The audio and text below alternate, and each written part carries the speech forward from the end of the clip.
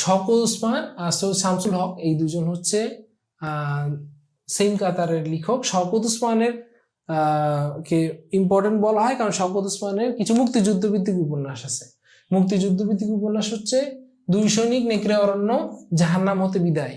হ্যাঁ, এই তিনটা উপন্যাস কিন্তু সবসময় মনে রাখতে হয়, প্রিলিতে এই তিনটা উপন্যাস অনেক বেশি আসে। শওকত ওসমানের একটা উপন্যাস হচ্ছে কৃতদাসের হাসি। এই কৃতদাসের হাসি এটা হচ্ছে একটা প্রতীকাশ্রয়ী উপন্যাস।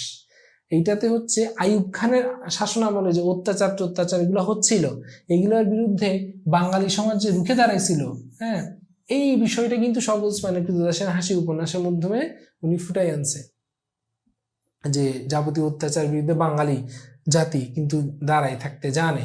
হ্যাঁ, শওকত ওসমানের প্রবন্ধ, সংস্কৃতি চরিত্রায়, নাটকগুলা পড়বেন, গল্পগুলা পড়বেন, এগুলো আমি আসলে অত বেশি ডিটেলসে যাব না। সৈয়দ শামসুল হক, এই সৈয়দ শামসুল হক উনি 2016 সালে মৃত্যুবরণ করছে। ওনার কিন্তু অনেক সাক্ষাৎকার এখনো দেখবেন। সো উনি অনেকদিন ছিল, খুব রিসেন্টলি মারা গেছে। সৈয়দ শামসুল হক ওনার একটা নাম আছে, উনিকে কিন্তু বলা হয় সব্যসাচী লেখক।